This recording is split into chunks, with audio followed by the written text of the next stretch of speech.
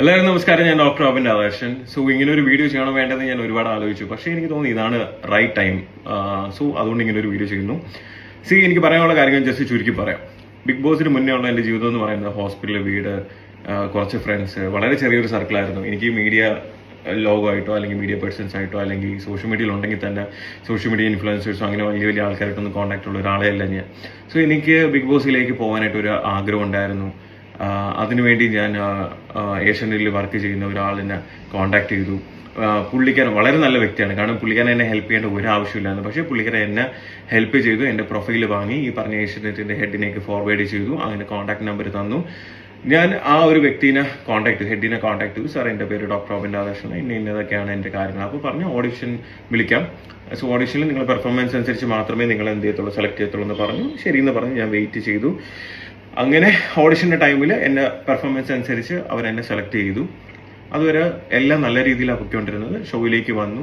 So എന്നെ പോലെ ഒരു സാധാരണക്കാരന് ഇങ്ങനെ ഒരു പ്ലാറ്റ്ഫോം കിട്ടുമ്പോൾ എൻ്റെ മാക്സിമം എഫേർട്ട് ഞാൻ ഇടണം എന്ന് ആഗ്രഹിച്ച് ഞാൻ അതിൽ മാക്സിമം എന്നെ കൊണ്ട് പറ്റുന്ന രീതിയിൽ ഞാൻ എഫേർട്ട് ഇട്ടിട്ടുണ്ടായിരുന്നു. സോ ഈ ഒരു ഷോ എന്ന് പറയുന്നത് നമ്മുടെ മെന്റൽ സ്ട്രെങ്ത് ഭയങ്കരമായിട്ട് അളക്കും. മനസ്സിലായില്ലേ?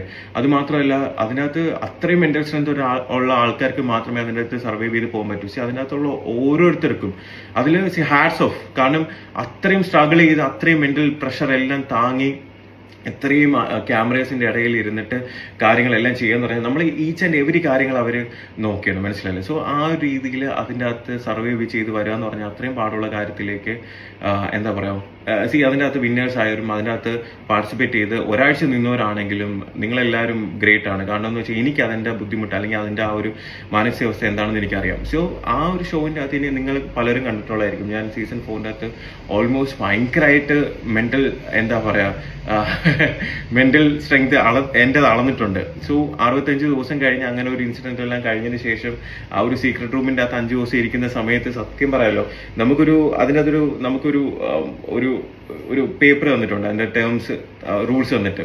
സോ അതിനകത്ത് നമുക്കൊരു സിബ് ഇടുന്ന സൗണ്ട് പോലും വരാൻ പാടില്ല. സോ സൗണ്ട് ഒന്നും ഇല്ലാതെ ഒരു 4-5 ദിവസം ഒരു റൂമിന്റെ അകത്ത് ഒറ്റയ്ക്ക് ഇങ്ങനെ നിൽക്കാന്ന് പറഞ്ഞു കഴിഞ്ഞാൽ അത് 3ാമത്തെ ദിവസമൊക്കെ ആയപ്പോൾ എൻ്റെ മെന്റലി ഞാൻ ഭയങ്കരമായിട്ട് ഇങ്ങനെ ഡിസ്റ്റർബ്ഡ് ആയി. പക്ഷേ എൻ്റെ ആ മെന്റൽ സ്ട്രെങ്ത് ഉള്ളത് കൊണ്ട് മാത്രമാണ് ഞാനത് പിടിച്ചു നിന്നത്. ബിഗ് ബോസ് എൻ്റെ അടുത്ത് ചോദിക്കും. കാരണം ഇവർക്ക് അറിയാം എന്നെ മെന്റലി എങ്ങനെയെങ്കിലും ഡൗൺ ആക്കണമെന്നുള്ളത്. പക്ഷേ ഞാൻ ബിഗ് ബോസിന്റെ അടുത്ത് പറഞ്ഞു, നിങ്ങൾ എത്രയൊക്കെ ട്രൈ ചെയ്താലും 100 ദിവസം എന്നെ ഇതിൻ്റെ അകത്ത് പിടിച്ചിട്ടാലും ഞാൻ എൻ്റെ അടുത്ത് ഇടിക്കും. കാരണം ഞാൻ ഇതിന്റെ വിന്നറായിട്ട് തിരിച്ചു പോകുമെന്ന് പറഞ്ഞു. സോ അങ്ങനെ എനിക്ക് തോന്നുന്നു പലർക്കും അറിയാം ഞാൻ തിരിച്ചു കയറുന്നതായിട്ട് പ്രോമോയും കാര്യങ്ങളൊക്കെ ഇട്ടിട്ട് ജസ്റ്റ് എന്നെ കൊണ്ടുവന്നിട്ട് പുറത്താക്കിയ ചെയ്തത്. സോ അത് ഒരുപാട് പേരല്ല, 1-2-3 പേരുടെ പ്ലാനിങ് ആയിരുന്നു, അജണ്ടയായിരുന്നു ഏഷ്യാനെറ്റിലുള്ളത്. സോ അതെല്ലാം സഹിച്ച് ഓക്കെ, കുഴപ്പമില്ല, എന്നാൽ ഇത്രയും വലിയൊരു ഓപ്പർച്യൂണിറ്റി തന്നല്ലേ. എനിക്കൊരു എൻ്റെ ഈ ഒരു ജന്മത്തിൽ എനിക്ക് 2 ജീവിതം ഞാൻ ചിന്തിക്കുന്നത്. ഒന്ന് ബിഗ് ബോസിന് മുന്നേ ഉള്ളത്, ഒന്ന് ബിഗ് ബോസിന് ശേഷമുള്ളത്. ഞാൻ എൻ്റെ ജീവിതത്തിൽ ഇന്നേ വരെ കാണാത്ത ഒരുപാട് പേര് എന്നെ ഇഷ്ടപ്പെടുന്നു, എന്നെ സ്നേഹിക്കുന്നു. ഞാൻ എപ്പോഴും അതുകൊണ്ട് ഏഷ്യാനെറ്റിൻ്റെ അടുത്തും ബിഗ് ബോസിൻ്റെ അടുത്തും താങ്ക്ഫുൾ ആയിട്ട് തന്നെയാണ് ഇരുന്നത്.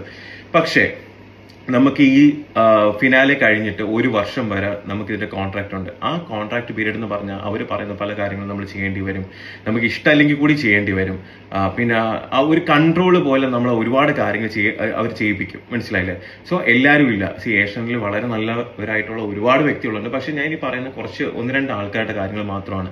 സോ ഇങ്ങനെയുള്ള ആൾക്കാർ സത്യം പറഞ്ഞാൽ എനിക്ക് ഇഷ്ടമല്ലെങ്കിൽ കൂടി പല കാര്യങ്ങളും ചെയ്യേണ്ടി വരുന്നുണ്ട്. അപ്പോൾ അതൊക്കെ വന്നപ്പം ഞാൻ ചില കാര്യങ്ങൾ പറ്റത്തില്ല എന്ന് തന്നെ മുഖത്ത് നോക്കി പറഞ്ഞു. എനിക്ക് പറ്റത്തില്ല സാർ, ഇല്ല സാർ, സോറി സാർ എന്ന് പറയുമ്പോൾ അവർക്ക് ആ സമയം തൊട്ടേ ഓക്കെ, നമ്മൾ വളർത്തുന്ന ഒരാളിനെ നമ്മൾ പറയുന്ന കണക്ക് ചെയ്യാൻ പറ്റുന്നില്ലെങ്കിൽ നീ അങ്ങനെ വളരണ്ട എന്നുള്ളൊരു ആറ്റിറ്റ്യൂഡായി. സോ അതിനുശേഷം തൊട്ട് ഞാൻ എന്ത് ചെയ്താലും നിനക്ക് എഗൻസ്റ്റ് വക്കീൽ നോട്ടീസ് വീട്ടിൽ വിടും. പിന്നെ എന്ത് കാര്യം ഞാൻ ചെയ്യാൻ പോയാലും അതിന് എഗൻസ്റ്റ് ആയിട്ട് ചെയ്യുക. എനിക്ക് വന്ന ഫിലിം ഓഫേഴ്സ് ആണെങ്കിലും എല്ലാം പല രീതിയിൽ അവർ മുടക്കിയിട്ടുണ്ട്. ഇനി ഞാൻ എന്ത് ചെയ്താലും, ഞാൻ എന്തൊക്കെ ഈവൻ ഒരു ഇനോഗ്രേഷൻസ് പോലും പലതും പല ആൾക്കാരെ കൊണ്ട് വിളിപ്പിച്ചിട്ട് അവിടെ പ്രശ്നം ഉണ്ടാക്കുമെന്ന് പറഞ്ഞിട്ടുണ്ട്. പല രീതിയിൽ ഞാൻ എന്തൊക്കെ ഈവൻ എനിക്ക് ഗോൾഡൻ വിസ പോലും, ദുബൈയിൽ പോലും ഗോൾഡൻ വിസ കിട്ടാവുന്ന സമയത്ത് പോലും പല രീതിയിൽ നിന്ന് ഇവിടുന്ന് പ്രഷർ വന്നിട്ടുണ്ട്. എന്ന് വെച്ചാൽ എൻ്റെ കരിയർ എൻഡ് ചെയ്യുന്ന രീതിയിലുള്ള പല കാര്യങ്ങളും ഇവർ മുന്നേ ചെയ്തിട്ടുണ്ട്. മനസ്സിലായില്ലേ? സോ ഇങ്ങനെയുള്ള ഒരു അവസ്ഥയിൽ ഒരു ഒരു ഒരു സാധാരണ മനുഷ്യൻ എന്നുള്ള രീതിയിൽ ഒരുപാട് ആഗ്രഹങ്ങളുമായിട്ട് ഇങ്ങനെ ഒരു ഷോയിലേക്ക് വരുന്നു. ഇനിയും ലൈഫിൽ ഒരുപാട് മുകളിലേക്ക് പോകണമെന്ന് ആഗ്രഹിക്കുന്നു.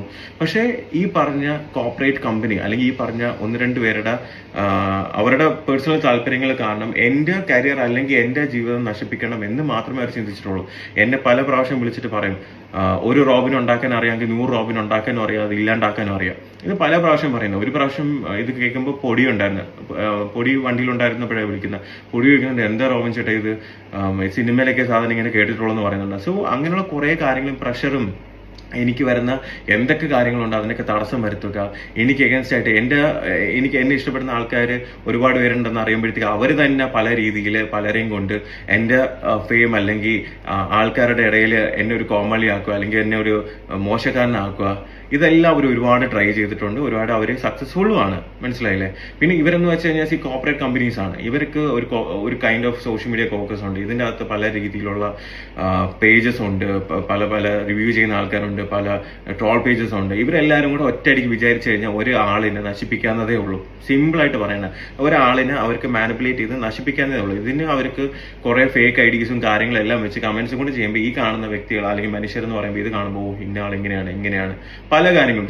ഞാൻ ഒരു വലിയ എൻ്റെ ക്രിമിനൽ ക്രൈമോ കാര്യങ്ങളൊന്നും ഞാൻ ഇന്നേവരെ ചെയ്തിട്ടില്ല. മനസ്സിലായില്ലേ?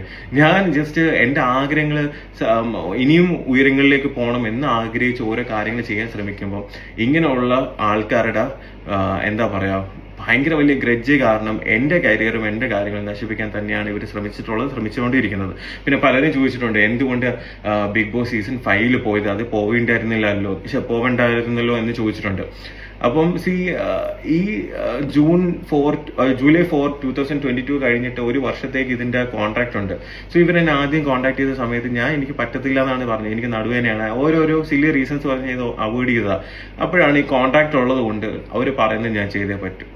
2-3 പ്രാവശ്യം എൻ്റെ അടുത്ത് കൺവിൻസ് ചെയ്യാൻ നോക്കി, പറ്റാത്തതുകൊണ്ട് റോമിന് കോൺട്രാക്ട് ഉണ്ട്, സോ ഇതും കൂടെ വന്ന് പോയേ പറ്റുള്ളൂ എന്ന് പറഞ്ഞു. പക്ഷെ ഇത് കോൺട്രാക്ട് ഉണ്ടല്ലോ, ഈ പീരീഡ് ഒന്ന് കഴിയട്ടെ, എന്തെങ്കിലും ആവട്ടെ എന്ന് വിചാരിച്ചിട്ട് എന്ത് ചെയ്ത് ശരിയെന്ന് പറഞ്ഞിട്ട് പോയ സമയത്ത് അവിടെ ചെല്ലുമ്പോഴാണ് അറിയുന്നത്. കാരണം അതിൻ്റെ അകത്ത് എന്നെ ഇഷ്ടപ്പെടുന്ന ആൾക്കാരും ഉണ്ട്. അവരെൻ്റെ അടുത്ത് പറഞ്ഞു, അതിൻ്റെ ക്രൂവിൽ തന്നെ അവരെൻ്റെ അടുത്ത് പറഞ്ഞു, റോബിനെ ഡീഗ്രേഡ് ചെയ്യാനുള്ള പ്ലാൻസ് ആണ് ഇവർ ചെയ്യുന്നത്. കാരണം റോബിൻ്റെ ആ ജനപിന്തുണ കുറയ്ക്കണം, ഓക്കെ, ഉള്ളതും കൂടെ ഇല്ലാണ്ടാക്കണം എന്നുള്ളത് പറഞ്ഞപ്പോൾ ഞാൻ ആലോചിച്ചു, ദൈവമേ ഇത് സത്യം തന്നെയാണോ എന്ന് എനിക്കൊരു ഡൗട്ട് ഉണ്ടായിരുന്നു. മനസ്സിലായില്ലേ? കാരണം അവർക്ക് എന്ത് കാണിക്കണം, ഞാൻ അന്നും പറയുന്നത് എഡിറ്റഡ് എന്നാണ്, സ്ക്രിപ്റ്റഡ് എന്നല്ല. എഡിറ്റഡ് എന്ന് വെച്ചാൽ എഡിറ്റഡ് ചെയ്യുന്നത് കാണുമ്പോഴത്തേക്ക് ഒരാളിൽ 10ൽ 9 നല്ല കാര്യങ്ങളും ഉണ്ട്, അതിൽ ഒരു മോശകാര്യമാണെങ്കിൽ ആ ഒരു മോശകാര്യം മാത്രം കാണിച്ചു കഴിഞ്ഞാൽ ആ ഒരു വ്യക്തിനെ ആ രീതിയിലായിരിക്കും സമൂഹം ജഡ്ജ് ചെയ്യുന്നത്. മനസ്സിലായില്ല? സോ അത് അവരുടെ റേറ്റിങ്ങിനും അതിനനുസരിച്ചൊക്കെ അവർ മാറ്റിക്കൊണ്ടേയിരിക്കും. സോ അവിടെ ചെന്നപ്പോഴത്തേക്ക് എനിക്ക് മനസ്സിലായി ഇത്രയും നാൾ ഞാൻ അനുഭവിച്ചിരുന്ന എൻ്റെ ഫ്രസ്ട്രേഷൻ, എൻ്റെ കാര്യങ്ങൾ പല രീതിയിൽ. ഇപ്പൊ അഖിൽമാരാറിനെ പറഞ്ഞല്ലോ, അഖിൽമാരാറിനെ പുറത്താക്കാൻ വേണ്ടിയായിരുന്നു പ്ലാൻ ചെയ്യുന്ന, പല രീതിയിൽ അവർ ട്രൈ ചെയ്യുന്നു. അതിലൊരു രീതിയിൽ എൻ്റെ അടുത്തും പറഞ്ഞു. കാരണം ഞാനും അഖിൽമാരാറിനും തമ്മിൽ പ്രശ്നമുണ്ടെന്ന് വിചാരിച്ചിട്ട് അകത്ത് പോയി ഇയാൾ എങ്ങനെയെങ്കിലും ഔട്ടാക്കണമെന്നുള്ള രീതിയിൽ തന്നെയാണ് എൻ്റെ അടുത്ത് പറഞ്ഞത്. പക്ഷേ ഞാൻ അവിടെ പോയി അങ്ങനെയൊന്നും ചെയ്തില്ല.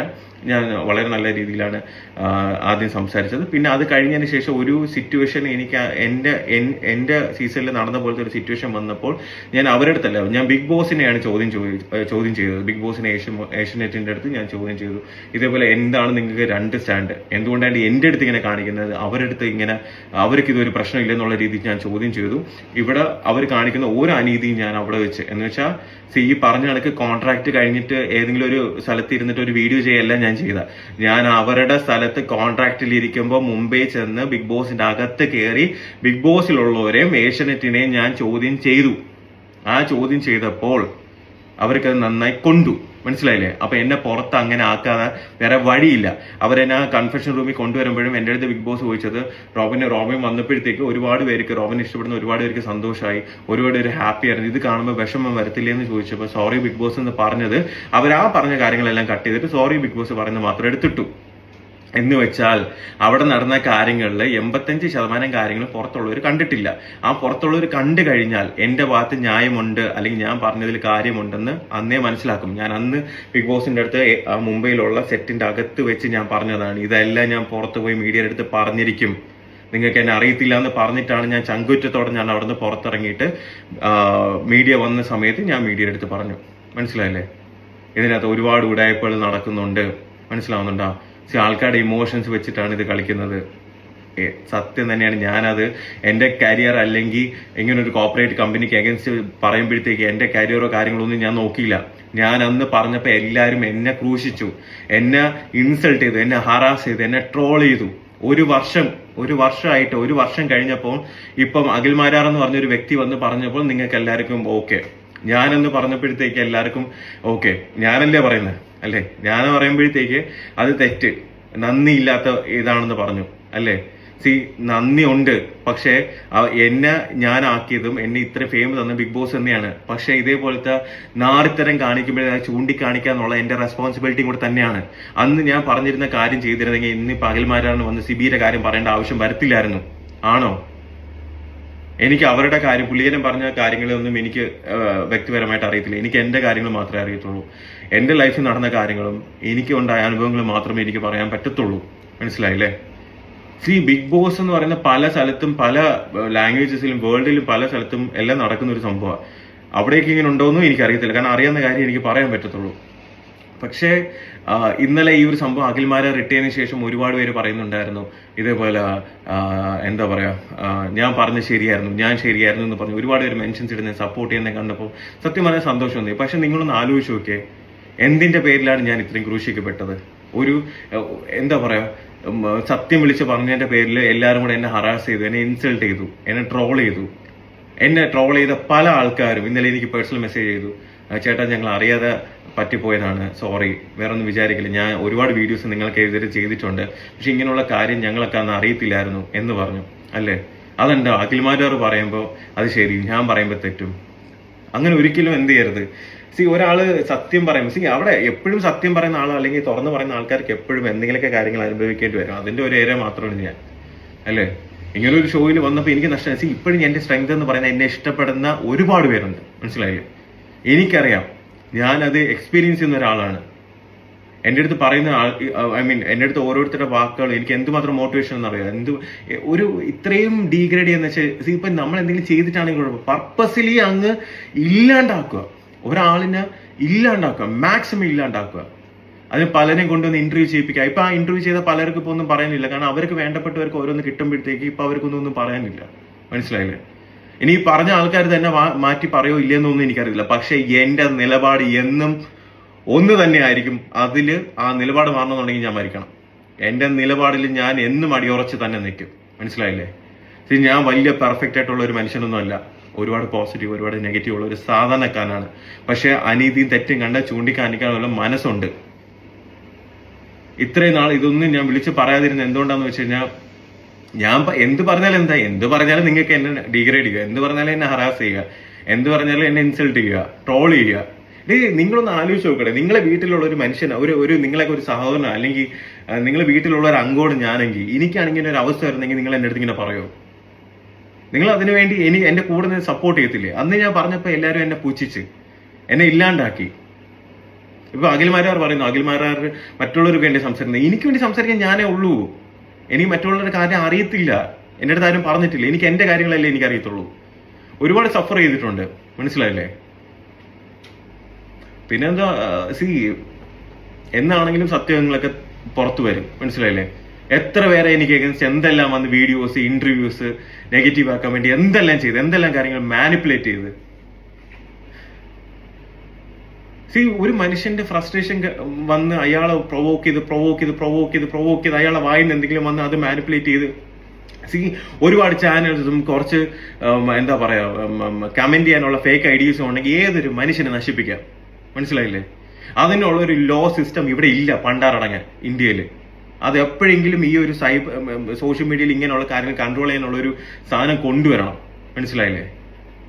ഇതല്ല ഞാൻ പറയുന്നത്. ഇത്രയും നാളെ ഞാൻ അനുഭവിച്ചിട്ട് നിങ്ങളൊന്ന് ആലോചിച്ച് നോക്കി. ഇപ്പൊ ഇന്നലെ എല്ലാം പറയും എനിക്ക് നീതി കിട്ടി, ഓക്കെ, ഞാൻ പറഞ്ഞ സത്യമാണെന്ന് പലരും തെളിഞ്ഞു.